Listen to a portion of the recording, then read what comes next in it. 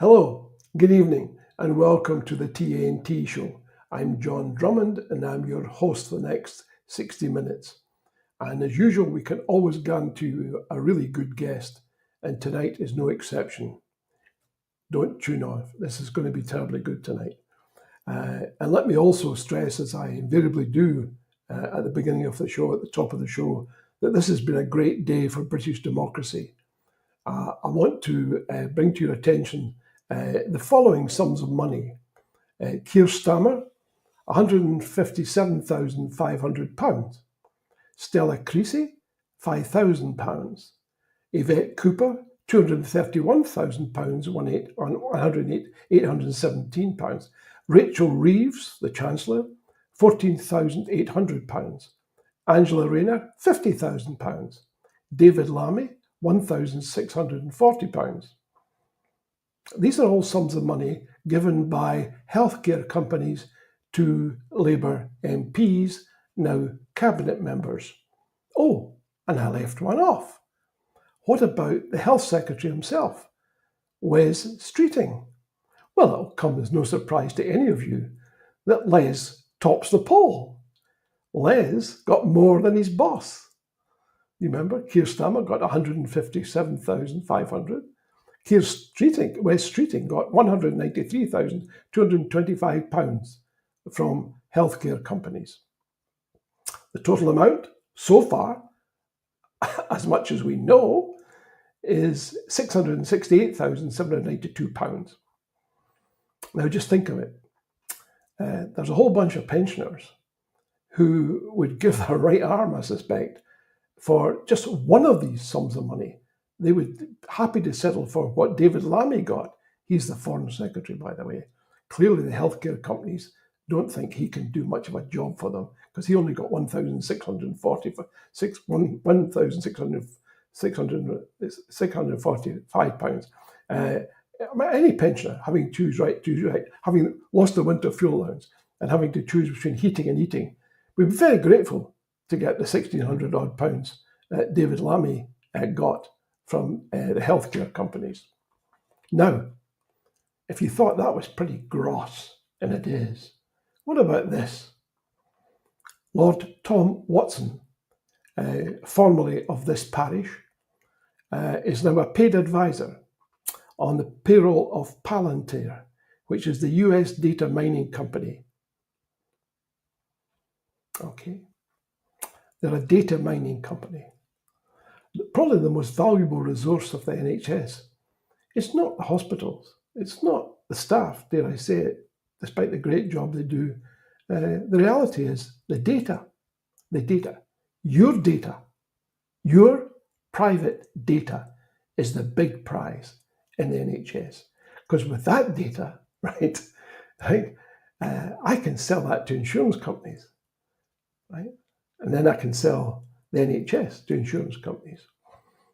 And let's be candid, what's happening just now, and you've all experienced this, I'm sure, the NHS is being run down. It's being run down the same way that recently the privatised companies were run down. The rail service was run down. In England, the water company, the water supply was run down. The facility there was run down. The gas was run down. Energy was run down. The idea is to make people upset with the quality of the service they're getting. And then along comes a government minister and says, but you know something, I've got a whiz-o idea. We can dump all of this cost onto the private sector. Isn't that fantastic? So that way we can keep the taxes down. It sounds plausible, doesn't it? But the reality is very different. If you're a private company, do you really want to look after old Auntie Jessie, who's getting on a bit, maybe Alzheimer's, very poor health otherwise, major cost, chronic condition? Is these people you want to insure? Nah, that's going to cost you money. No, you want to cherry pick the NHS. You don't want the hard graft. You want to pick up the easy pickings. And that's where things are headed, folks. Another great day for British democracy. Now you'll notice, as you look at the screen, that my details on social media have changed. You can reach me now on BSky, Blue Sky. and that's an alternative to Twitter for those of you who are au fait with social media. And I strongly recommend BSky because it doesn't have any of the connotations and, as some people would suspect, censorship that exists on that service. So just to summarise, it's been a great day for British democracy because we now have the best government that money can buy. Without any further ado, let's move on and get to the real thrust of this evening's proceedings, which is to talk to our guest tonight, Peter Bell, who is a co-founder of the New Scotland Party. Peter has fantastic story to tell, and keep tuning in because you'll be absolutely, it's an education, I guarantee you that. So without any further ado, welcome Peter, how are you? I'm quite well, thank you, John. Good evening. I'm going to have a bit of a problem living up to that introduction, but I'll give it a try. Yeah, well, you're sure you will. I've described you as a founder of the New Scotland Party. Tell us what the New Scotland Party is, Peter. It's a political party, a new political party. It's different. That is the important word, new and different. We are aiming to be a very different kind of political party, very different from the existing political parties, which are they're all captured by the British political system. They all function like British parties, like the parties and politicians that you've just described.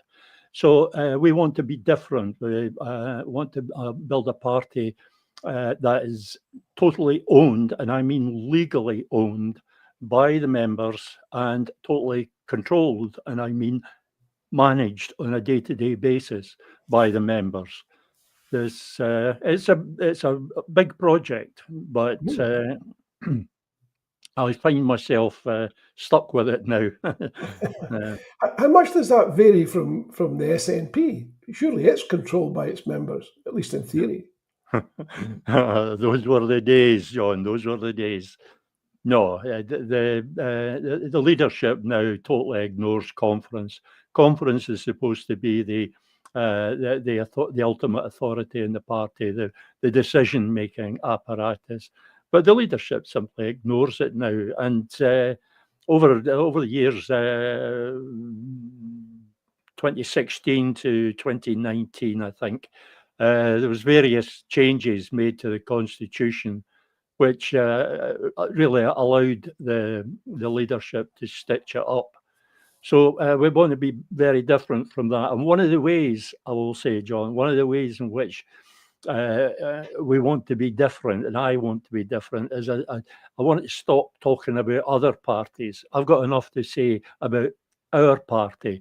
And it seems to me that in politics these days that most politicians spend most of their time talking down other parties, largely because they've nothing positive to say about their own party. So I want to be different from that.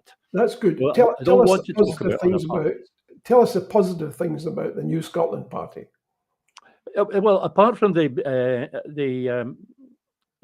membership ownership thing and the control, it's a single issue party. It's a constitutional party and a Republican party. We bill ourselves as Scotland's Party of National Liberation because it's not just a new party. It's informed by new thinking. With the intention of being the kind of political party that we would like to see in a new Scotland. This difference is the main thing, but we don't have a raft of policies. We have no policies or positions on things like health, welfare, currency, any of these issues, because these issues have been tacked on to the constitutional issue. They're piggybacking on it, and they've dragged it down. They muddied the water terribly. People, especially most prominently, shall we say, the currency issue, but economics in general. And it suited the No campaign. It suited their negativity for the waters to be muddied, and it suited their negativity for the campaign to be focused on economic issues, economic policy, and supposed economic forecasting and economic modelling. And the reason for that is it's easy, very easy to find economists who will spin tales of doom. They'll do that to order. They're very good at saying how bleak things will be. I mean, so let me get this right. Let's imagine that there's a. I mean, for example, would you stand for the Scottish Parliament? At the moment, we currently have no plans to stand candidates in the 2026 Scottish Parliament election. Our position is that we will only stand candidates where we are persuaded that doing so will be of direct benefit to Scotland's cause. Now, I can't explain to you now what those circumstances might be. We will know them when we see them.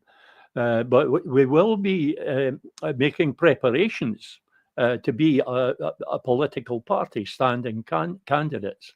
But I don't really want us to be standing candidates in the 2026 election. I don't want it to be necessary, the reason for that will become apparent as the discussion continues. Okay.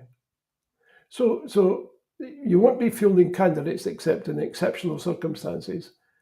So how are you going to influence the discussion and the debate? Simply by existing, I hope, and existing as a political party.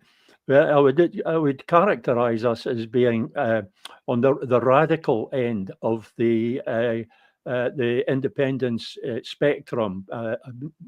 We want to do things in a radical way. I'm sorry, John, I forgot the question. Well, I mean, how do you influence the absolutely? Sorry, you don't have any. I'm a little vague tonight. I'm sorry. The influence will come from our very existence, and this is why it was necessary that we would be a political party and not just another campaigning organisation. Political parties operate in a different sphere, and even if you're a very small political party with no elected members, you're still in that sphere if you're a political party, and you're regarded differently. Let me put two questions that have come in, which I think people would be interested in getting your answers to these. One is, why hasn't a Scottish Assembly or Constitution been set up? I mean, there's nothing to stop it. And the other question is, how do you expect to be invited onto mainstream political shows if you're not going to talk about policies other than having only one policy? Well, on the second point, I would say that as far as I'm concerned, this is mainstream. This is a mainstream show. This is what I want to be on. I don't want to be on the BBC, and I don't want to be on Sky TV. I want to be on the independent Scottish media, which is not to say I wouldn't accept an invitation to go on the BBC. As far as I'm concerned, I have to take every opportunity to get out there and put across the message that we have. On the first point, why is there not a Scottish Assembly or a convention? I presume he means a national convention. Yeah, the question is, why hasn't a Scottish Assembly or Constitution been set up? Well, for such an assembly or convention to be set up, it would have to have some democratic legitimacy. It would have to be set up by the Scottish Parliament, and then at the moment, there is just not the political will to do it. There's a Yeah. lot of things that are not happening simply because the political will isn't there. Okay. And not because it can't be done, but because the political will simply isn't there. And the setting up of a national convention is part of the process that we are promoting for restoring Scotland's independence. We are the only party that actually has a plan that is prepared to say to people, right, this is the way it should be done. This is the way it must be done. None of the other parties, they'll shout about independence when there's an election on and there's votes to be won, but none of them, sit them down and ask them, none of them will tell you exactly how they're going to go about restoring Scotland's independence. Or they'll spin something about, we'll get a Section 30 order. Well, you can stop right there because the Section 30 process will not restore Scotland's independence. Yeah. So we have a questioner who says, would the New Scotland Party support a UDI then? Well, yes, that's precisely what we want. The process that we are promoting is called Scottish UDI, and called it Scottish UDI quite purposefully, because there is no route to independence through the legal and constitutional framework set up by the British state. It's there. It was developed under the influence of the imperative to preserve the Union, which is a major imperative for the British state. So there is no way. There is no way we can go for independence, get to independence, that the British state is not going to deem illegal. They will deem it UDI no matter what we do. Okay. We have to go through that space outside British law, and I'll call it British law for convenience, outside British law, but within international law. Through that space is where we go. And I guess your defence against people who might say, oh, look, we've already got lots of independence parties, is that you're not standing candidates, unless under exceptional circumstances. So you're not taking votes away from any party. Well, my defence to that would be that we don't actually have any independence parties. That is the problem. As things stand, and we must always stipulate that because things change, as things stand, there will be no way for anybody in Scotland to vote for independence in the 2026 Scottish Parliament election, because none of the candidates, none of the parties are actually standing on a true manifesto for independence. They'll all have the word independence in their manifestos and on their lips constantly because it's a vote winner.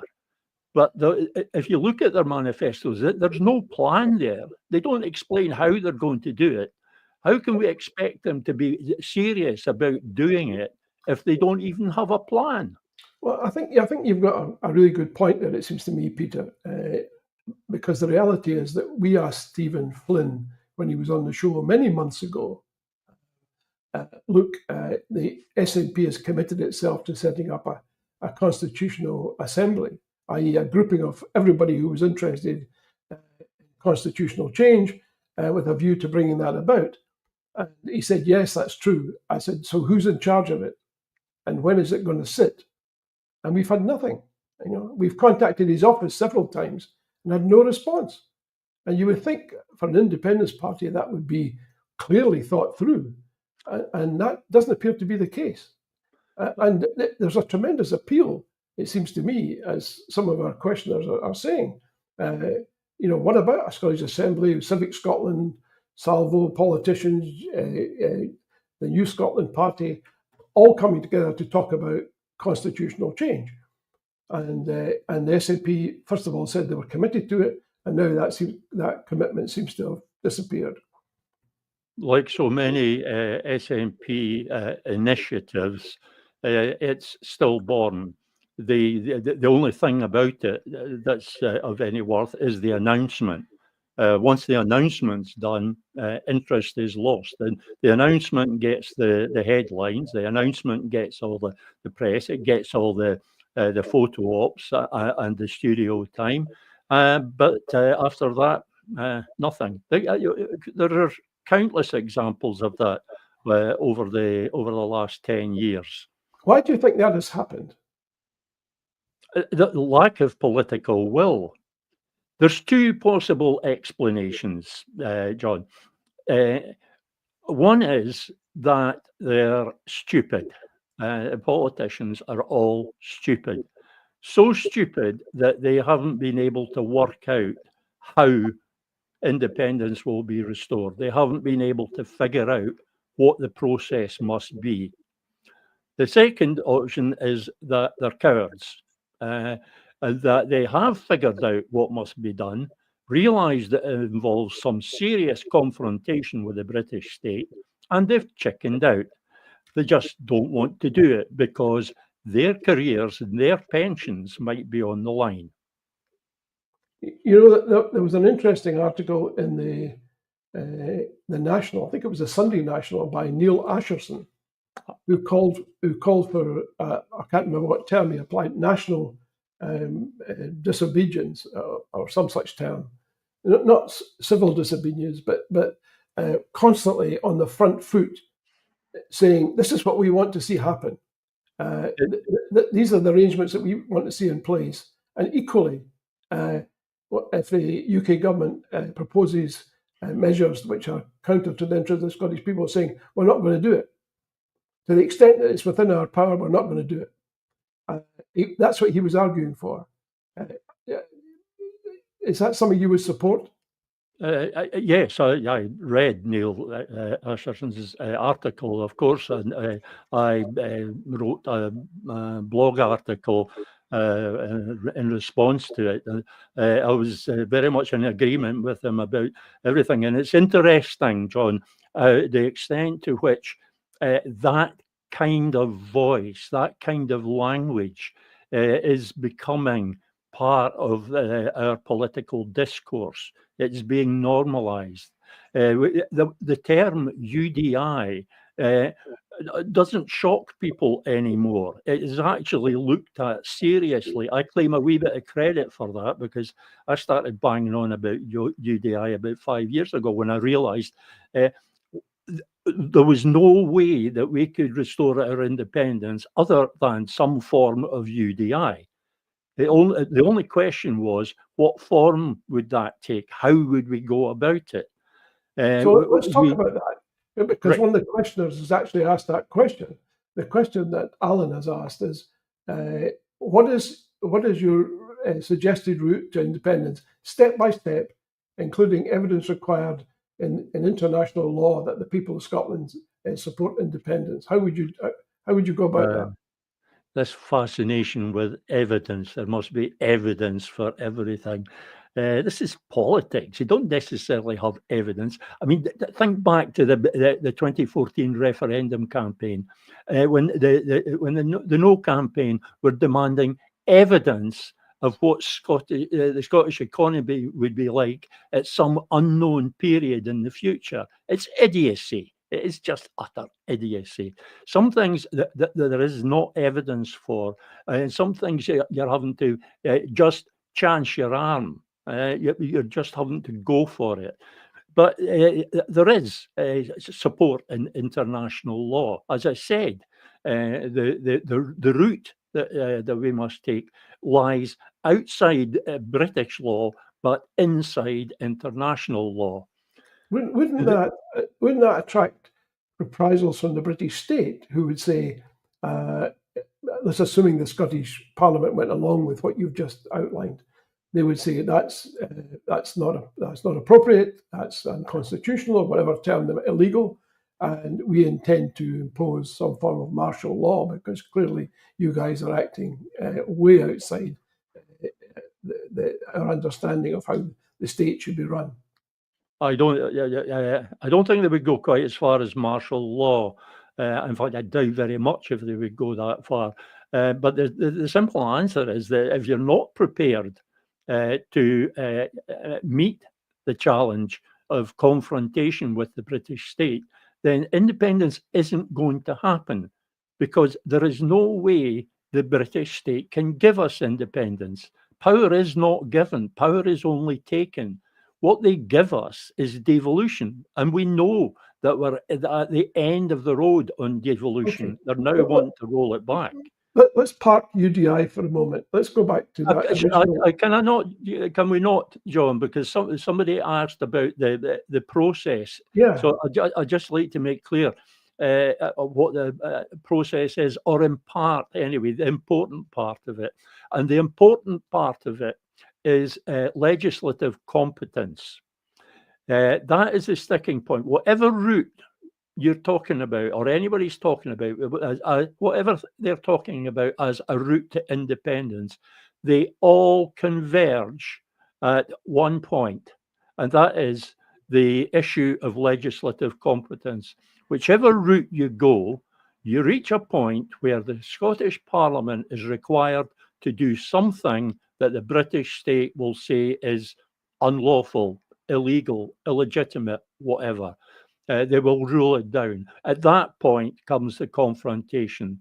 So the benefit we have, the advantage that we have, is we get to choose the ground on which we have this confrontation. The confrontation is inevitable. Get used to the idea. It's bound to happen if we keep going down the road to independence. There will be some form of confrontation. Okay. I Let me put this point to you. hope and believe that it will be political. So Right. it's the issue of legislative competence. Okay. Here's what somebody in our audience is saying. I'll cut out the expletives. And not another one with UDI. It's a dead end. Our fellow Scots won't support it. The mainstream politicians in Europe will stop us giving us their tacit support, and the mainstream media will crucify us. Sheer indulgent nonsense. Right. Well, the mainstream media will crucify us no matter what we do. If we're going to be stopped by the fear of being crucified by the mainstream media, then we might as well just give up right now. And your questioner or commenter hasn't taken the trouble to actually look at the form of UDI that we're talking about. Okay. Because there are no problems with it. There are no problems in international law. The ICJ, the International Court of Justice in the Kosovo state opinion, they said that they found, I think almost the precise words were, in the case of UDI, we find nothing in UDI which breaches international law. It is not unlawful. The British state wants to make it unlawful, but in international law, it is not. Yeah. Okay. So you'd be in Did you have another point? Well, that was the main point. Margaret is asking, why not have a people's assembly and let the people with the power decide the country's future, not so-called elected ones who have betrayed the people time and time again. And she's arguing for blockchain democracy. Yes, I've been hearing the arguments for blockchain democracy for a lot of years, and it just doesn't seem to be taking off. And there's a reason for that. It's just it's inertia. You can't move 4 million voters just that easily. It's the same issue with direct democracy.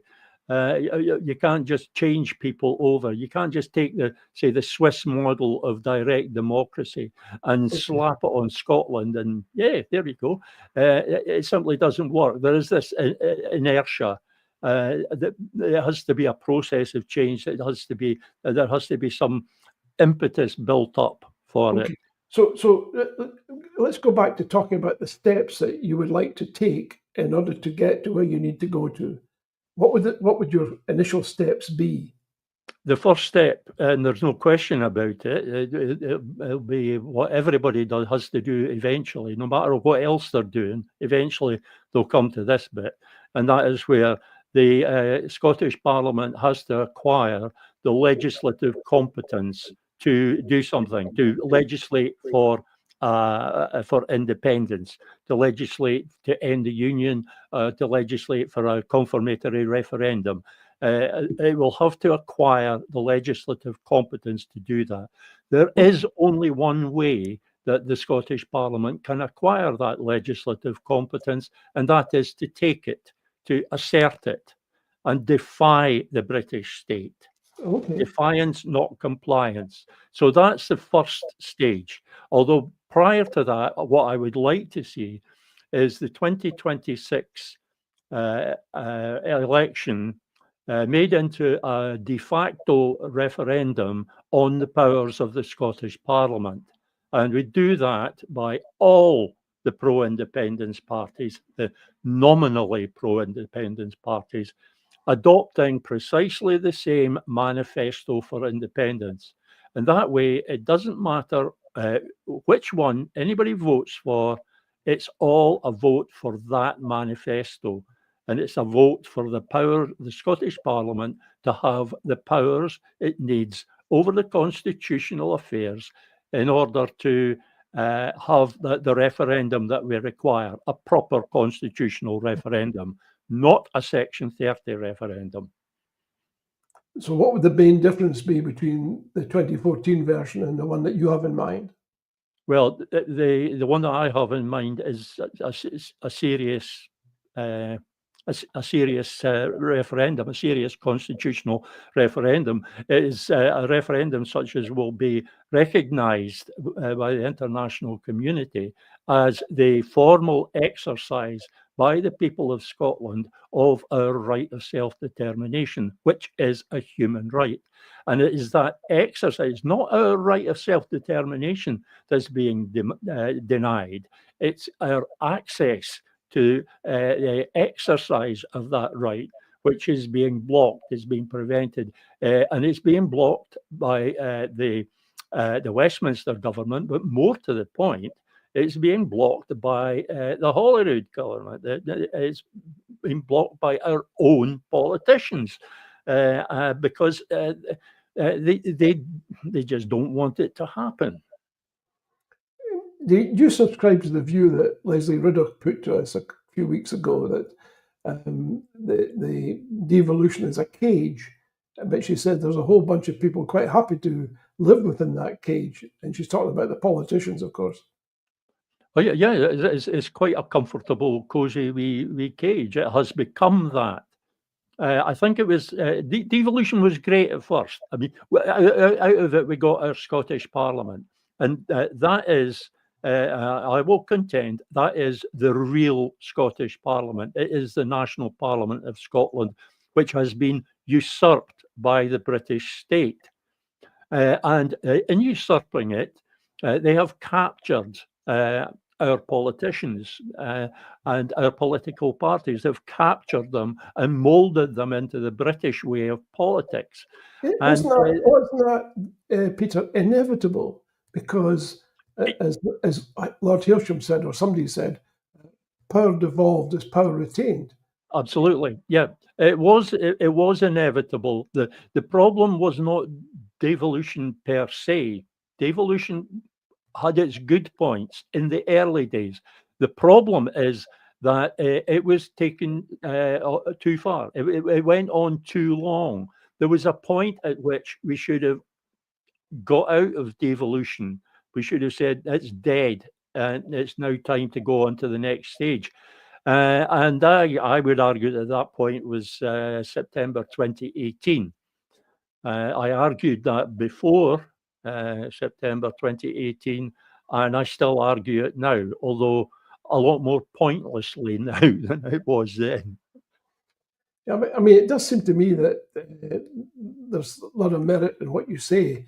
I can imagine, though, that lots of people, perhaps not many of our audience tonight, but other people might think, I really don't understand this. How can you a bunch of people just stand up and say, well, we're going to create a new state and expect the rest of the world to accept that? Because we make it a human rights issue. When the Scottish Parliament asserts its legislative competence in the area of the Constitution, it stipulates as the proximate purpose providing the people of Scotland with the means and the opportunity to exercise our right of self-determination, there being no other way. Right. At that point, it becomes a human rights issue because the right of self-determination is a fundamental human right. So we take the whole constitutional issue from the realm of the British Constitution, if you're not laughing at that term, and we bring it into the realm of human rights. And we're in a very defensible position when we do that. We are defending human rights. What's the international community going to do? Is the international community going to say, "Well, no, you don't have that particular human right"? They really can't go against us on that.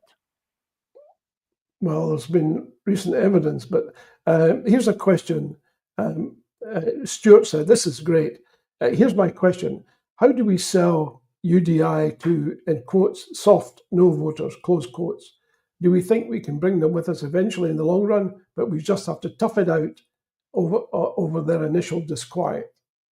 I suspect, no, I am of the opinion that we should forget about the whole concept of soft no voters. I'm not sure they even exist. It's a term that's been coined, and I'm very, very dubious about it. There are no voters, there are yes voters, and they're on a spectrum from fixed to totally fixed. That doesn't change. We've seen over a period of 10 years that it just doesn't change. Where we find the votes that will make the difference for us, where we find the, let's say, 10 percentage points that we need, is among the undecided and among the non-voters, the people who have opted out of the system because they don't see it working for them. They don't see any point. And if you propose something which says to them, right, well, here is the point of this. This is what we plan to do. And if they are inspired by that, or if they're angered by what you're telling them about what it is that we have to escape, then we can get them out to vote. Okay, And so our 10 points lie there. Forget about soft no voters. The soft no voters were concocted by the people who want to stick to what I've called the glossy brochure approach to selling independence, selling it as if it's a holiday destination or even a get-rich-quick scheme. They keep on telling us, they've been telling us all these years that we just need the right message, we just need a glossier brochure, and we'll convert these soft no's. What has happened? Nothing. The polls have not moved, flatlined since 2014. Two questions, Peter, if I may, and I'm connected with your thoughts on human rights. First of all, what happens to all the no people who may say, after a referendum was won by the independence supporters, and there might be a very substantial minority of people who didn't wish for this form of constitutional change? What do you do with these folks? I mean, when this happened in the United States, these people decamped. They went to Canada, they went somewhere else. But what would happen to these folks who'd remain bitterly opposed to this new state? Well, not all of them would be bitterly opposed. There would be some who are bitterly opposed. Okay. There are always people who are bitterly opposed to whatever's happening. What would we do about them? This is democracy at work. If they don't accept a defeat on this, then they're against democracy. And we have to bear in mind the form that the referendum I'm talking about would take. And it's going to be conclusive and decisive. I've set out some criteria. Actually, they were an appendix to the Stirling Directive.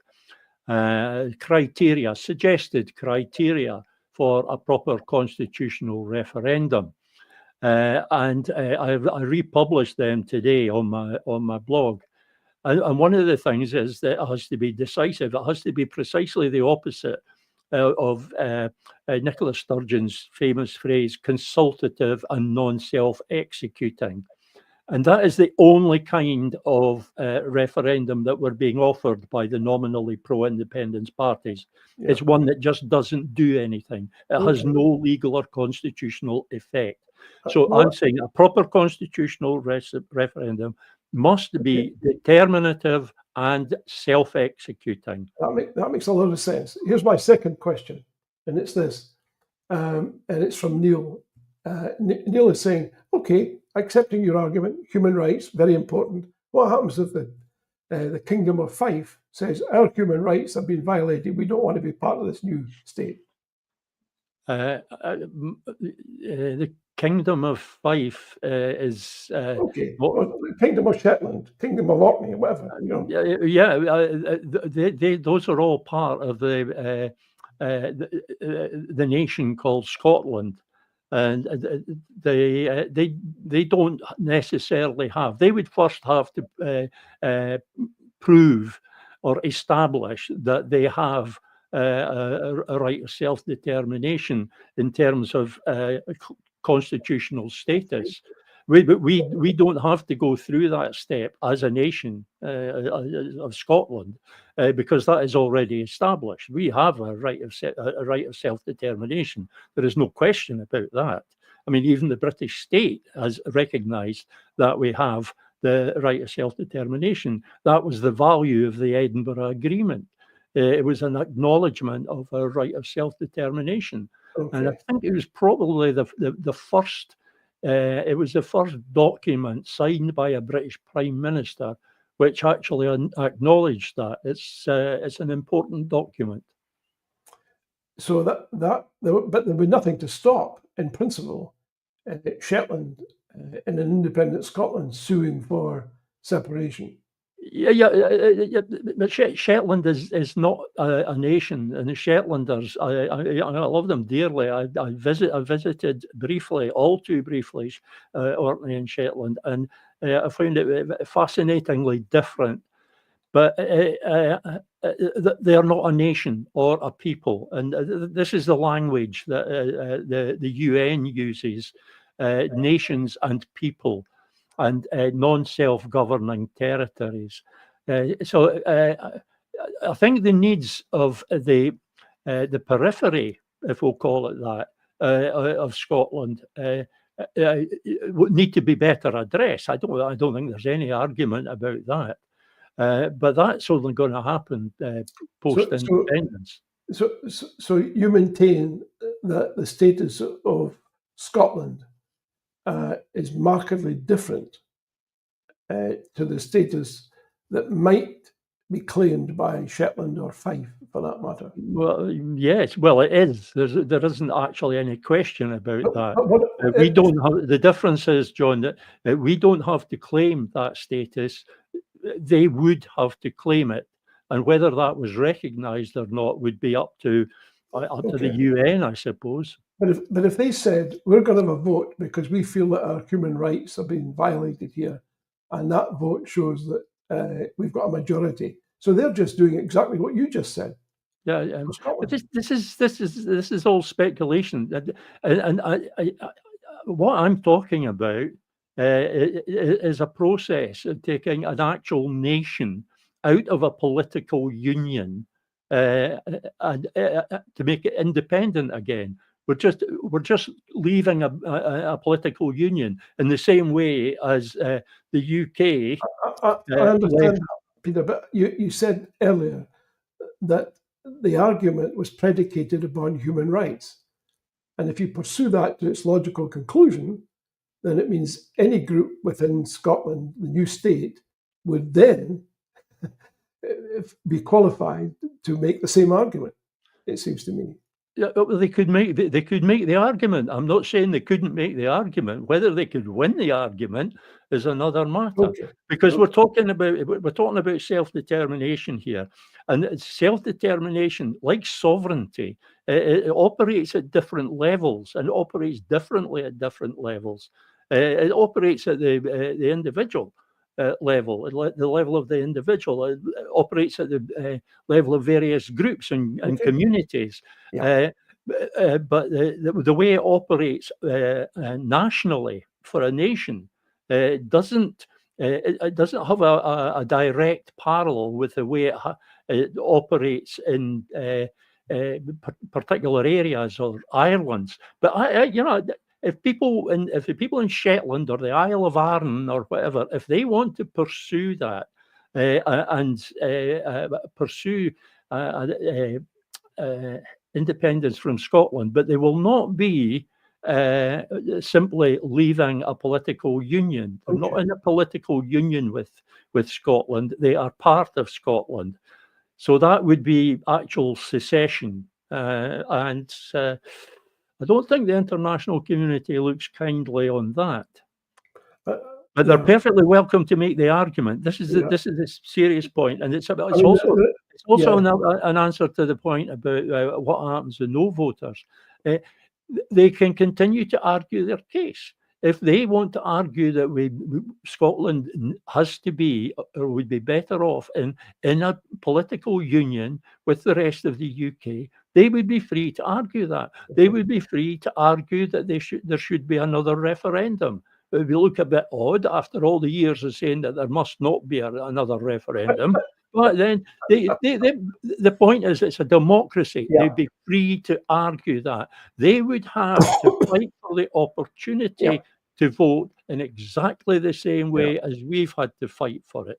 Yeah, I mean, or in a similar way. Anyway, they wouldn't be up against anything like that. It's not. I hasten to add, it's not an academic argument, because it happened to the Choctaw Nation in the United States, headed up by a guy called Alex McGilvery, who was half Choctaw. And his contention, they actually had an agreement with the US government, which was that they were a separate nation and had sovereignty. The US simply passed laws to deny that sovereignty after a while, even though there were treaties to that effect, signed and sealed.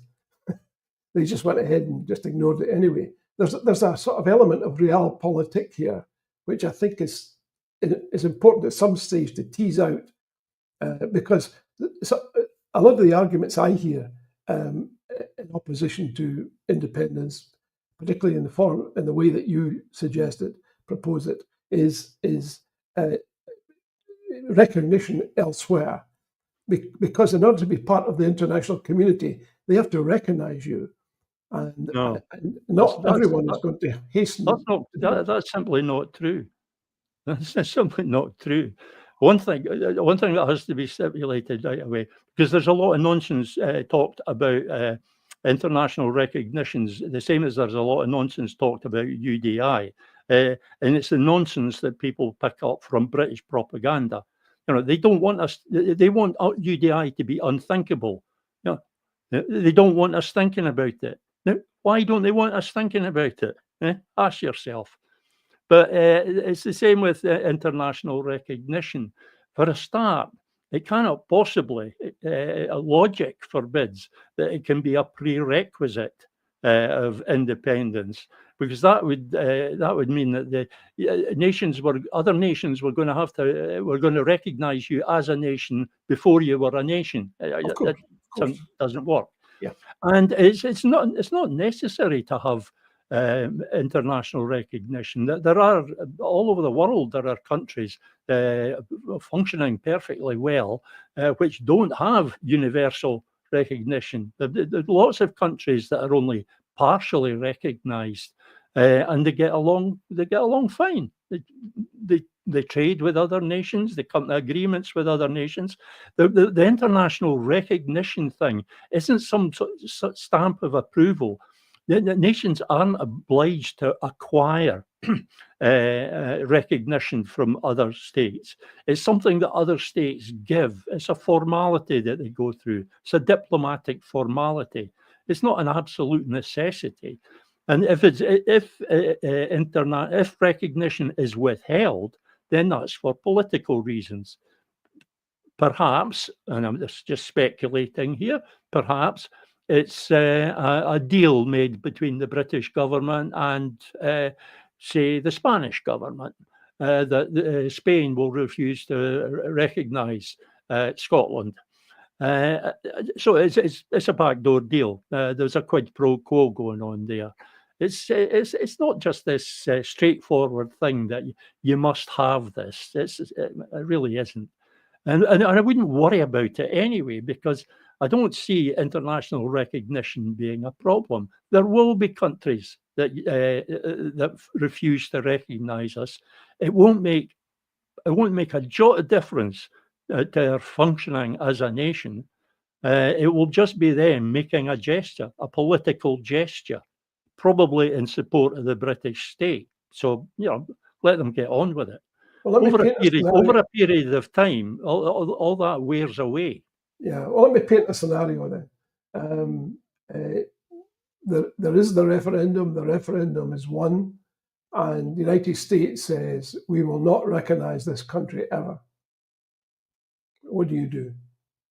I'll say, well, fine. That's okay.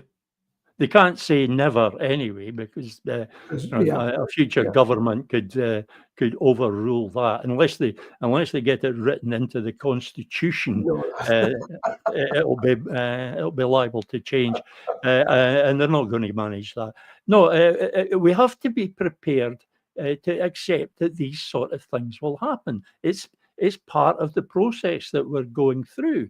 In order to become independent. If we're relying on being able to avoid these things, just as with confrontation with the British state, if we're seeking to avoid these things, as the Scottish government has been doing for 10 years, seeking to avoid confrontation, we get nowhere. We don't move, because there is no route at which there is no confrontation. There's confrontation there, whatever way we go. And there's also the kind of reaction that your scenario, that will happen, whether it will be the US, it won't be the EU, that's a certainty. It's difficult to imagine who else would be involved. You say they would have no cause. They would have no cause for refusing recognition, because it will be an impeccably democratic process. Mm-hmm. Impeccably democratic. It has to be impeccably democratic, which the 2014 referendum wasn't, and not at all. But the referendum that I'm talking about, that we're talking about, will be impeccably democratic. Okay. It will be the people voting on an actual proposal. They will know from the outset exactly what happens if they vote yes, and exactly what happens if they vote no. These things will be stipulated at the outset, and they will be forbidden to change them during the course of the campaign. Now, if you remember in the 2014 campaign, the no campaign kept changing its position. It started off that it was going to be just everything would stay normal, it would be the status quo. And then it went through various other iterations until eventually it was the vow.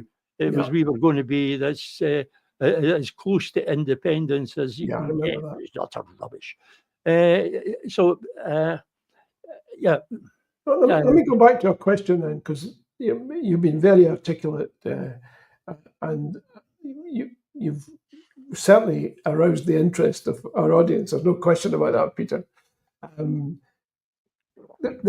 The point I raised earlier, and perhaps I overstated it, but let's imagine for a second that the British state decides not to recognise the outcome of the referendum and says to the civil service, you may not accede to this. We don't accept it, and you mustn't do any work on behalf of this putative new state. we forbid it, and what do you do then? You've lost the very mechanisms that you need in order to make a state function. Sorry, John, but it'll be too late by then. The civil servants, if they refused, they would be by then be in the employ of the British state, the Scottish state. That's what. When the Scottish Parliament asserts its legislative competence in all matters relating to the Constitution, that is, in effect, UDI. Because if you have powers over the Constitution, you have powers over everything. But we say it's over the Constitution because we want to relate it to the human right of self-determination. So immediately from that point, the Scottish Parliament has the power, the authority, the legislative competence to legislate for a referendum, and that referendum is then perfectly legal. The councils can't refuse to cooperate. They'll be in breach, and the same goes for the civil servants. They might choose to leave, and they are British civil servants. They might choose to leave. Others might choose to stay and work for the Scottish state. But there has to be this point of rupture, and there will be disruption. Obviously, you don't do something of this magnitude without there being disruption. But it need not be massive, and it certainly needn't be destructive. I mean, the civil servants are pretty much all decent people. They tend to be very principled people. They tend to That's be. my point, though. Their principle may be for the continuation of the British state. Then they could opt to no longer work for the Scottish state. Yeah. They could leave their jobs.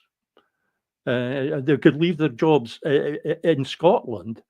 They could say, I'm no longer prepared to do this job. That's their option.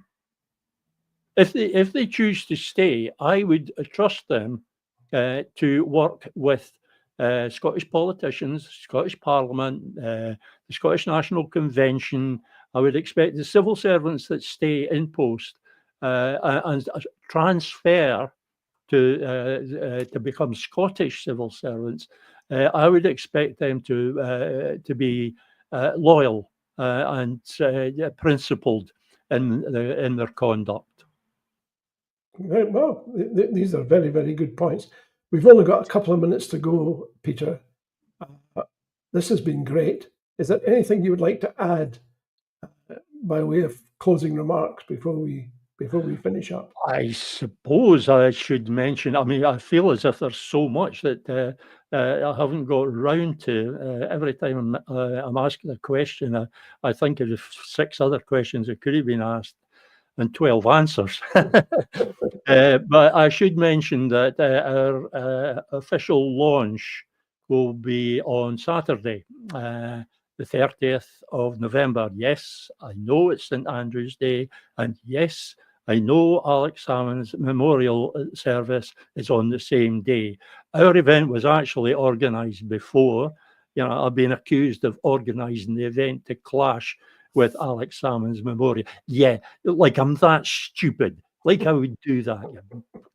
It was organised beforehand, so the question came up of whether we should postpone, and I pretty much carried the day on that when I said that it would be a mark of respect to Alex Salmond's commitment to the cause if we just went ahead. The campaign, the fight, the struggle for Scotland's liberation continuing would be what he would want. I'm sure of that. It will be a mark of respect. Yeah. I will be having a few words to say about Alex on Saturday morning. Yeah, it's Saturday, 30th of November. It starts at 10 a.m. It's in the Salutation Hotel here in Perth, just across the road. Very handy for myself.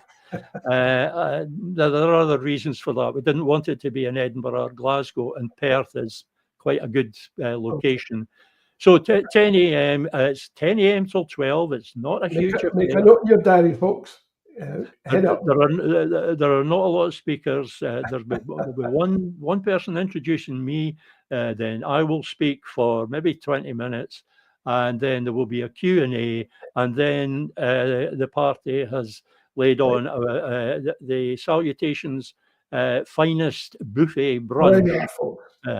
Thank you very much for that, Peter, and thank you very much for being with us tonight. It's been absolutely great. Thank you again. Thank you, John. Join us next week, folks, for another enthralling guest. These are the interviews you will not get anywhere else. I can guarantee you. And thank you for so many people who said, look, this has been great. This is what we aim for. We aim to inform, educate, and entertain. And Peter has done all of that for us tonight. Thanks for your kind words, Charles, and everyone else. Good night, and we'll see you next Wednesday at 7 o'clock. And remember the crowdfunder. Sitting at 54%, you can change all of that by contributing right now. Take care. Good night, everyone. Look after each other. See you next week.